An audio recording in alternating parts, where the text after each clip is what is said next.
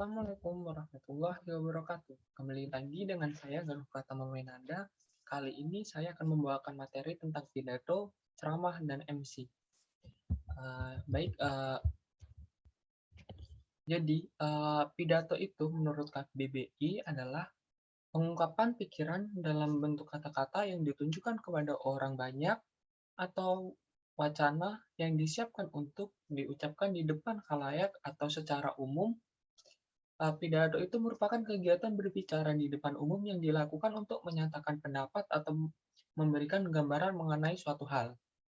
Nah, tujuan pidato itu sendiri yaitu untuk memotivasi, memberi informasi, meyakinkan pendengar, kemudian memberi perintahkan atau menginstruksikan, dan ada juga yang dijadikan sebagai penghibur.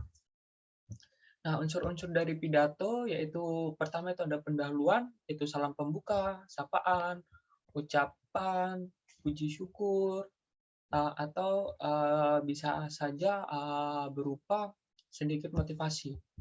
Kemudian yang kedua itu isi dari pidato sendiri atau bahasa yang disampaikan atau topik pembicaraan yang akan disampaikan. Kemudian ada penutup yang berisi tentang kesimpulan, harapan, motivasi, dan salam penutup. Kemudian praktek pidato. Jadi sebelum pidato kita menentukan topiknya terlebih dahulu, kemudian kita menentukan maksud dari topik tersebut itu mengarah kemana. Apakah sesuai dengan pendengar atau tidak. Kemudian setelah menentukan topik dan maksudnya, kita analisis situasi dari pendengar. Bagaimana situasinya, kondusif atau tidak, ataukah sama dengan maksud yang kita tujukan atau tidak. Kemudian memilih dan menyempitkan topik. Jadi setelah kita menentukan tema, kita menentukan judul yang tepat tentang situasi yang cocok ataupun tentang materi yang cocok yang akan disampaikan kepada pendengar. Selanjutnya itu mengumpulkan bahan. Jadi kita mencari dari berbagai sumber untuk kita rangkum, untuk kita sampaikan pada saat pidato. Yang berikutnya yaitu kerangka uraian pidato. Setelah melakukan pengumpulan bahan tadi, kita melakukan kerangka atau sebagai gambaran-gambaran uraian yang akan disampaikan pada saat pidato. Kemudian saat pidato dimulai, kita menguraikan atau mengembangkan atau kita menyampaikan secara lebih mendalam lagi atau mendetail apa yang telah kita temukan tadi saat mengumpulkan bahan dan membuat kerangka uraian tersebut.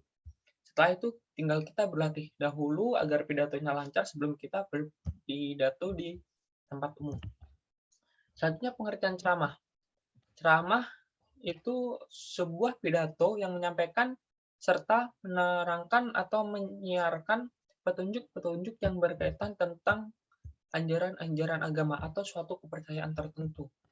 Kemudian tujuan dari ceramah itu ada 5, ada yang pertama itu informatif, yang kedua itu persuasif, yang ketiga itu argumentatif, yang keempat rekreatif, dan yang kelima itu naratif. Informatif itu tujuannya itu memberikan informasi kepada para pendengar agar mengenal satu hal dan mampu memahami pesan yang ingin disampaikan, baik itu yang baru ataupun yang sudah lama didengar.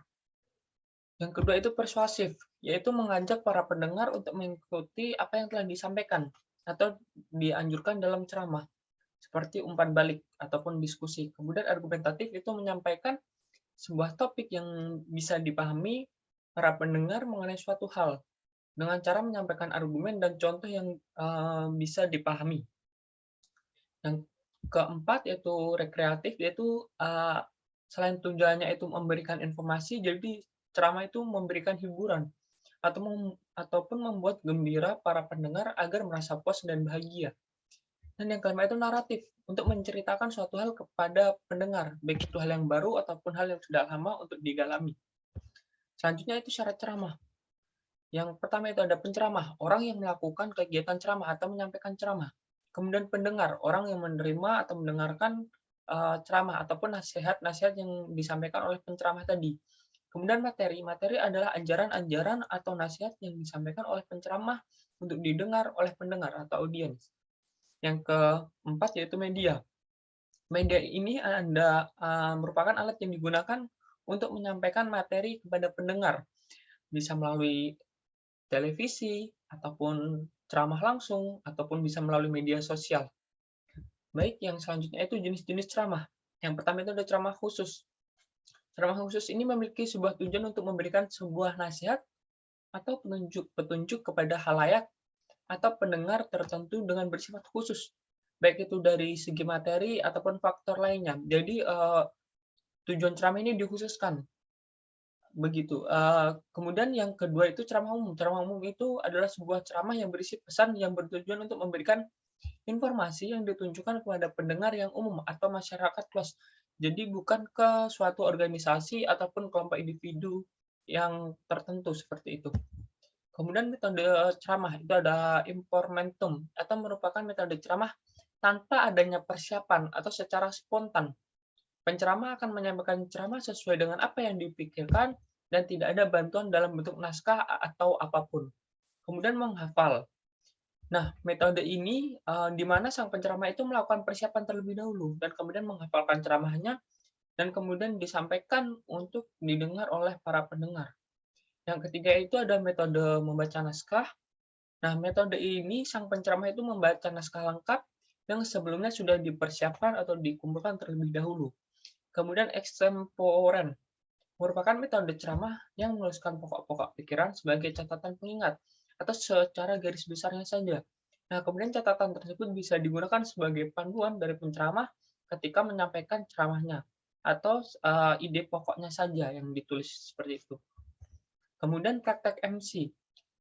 Nah, Master of Ceremony merupakan nama lain dari pembawa acara yang bertugas untuk mengatur memandu pelaksanaan sebuah acara, baik itu acara formal, semi formal, ataupun non formal.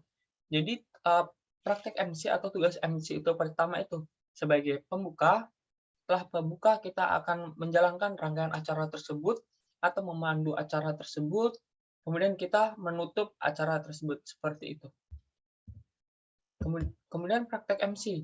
Jadi, MC itu harus bisa menguasai acara dengan baik, paham dengan apa yang akan disampaikannya, kemudian menguasai bahasa yang baik, kemudian artikulasinya harus baik. Jadi selain menguasai bahasa yang baik, yang benar, jadi artikulasinya harus jelas agar tidak salah makna atau salah pengertian dalam menyampaikannya. Kemudian susunan kata atau kalimatnya yang tepat, jadi tidak berhamburan ataupun acak-acakan. Kemudian suara atau nafas ataupun juga intonasi itu tepat, pemenggalan kalimatnya juga tepat agar pesan ataupun acara yang disampaikan itu jelas. Kemudian penggunaan pengeras suara yang serasi. Jadi jika pendengarnya atau audien atau acara yang akan dipandu oleh MC ini terdiri dari banyak orang, maka kita membutuhkan penggunaan pengerasan suara agar apa yang disampaikan itu jelas, kemudian bisa didengar oleh semua audiens. Kemudian pembawa acara itu sesuai dengan jiwa acara. Jadi misal ada acara formal, berarti pembawa acaranya itu harus jiwanya atau karakternya itu juga formal, bukan non formal ataupun sebaliknya. Kemudian kesinambungan acara itu terarah. Jadi misal dari pembuka, kemudian ada isi, ada penutup, itu saling berkesinambungan. Tidak terbalik-balik ataupun ada yang tertukar posisinya, seperti itu. Baik, itulah apa yang dapat saya sampaikan. Terima kasih. Bila ada kesalahan mohon dimaafkan. Wassalamualaikum warahmatullahi wabarakatuh.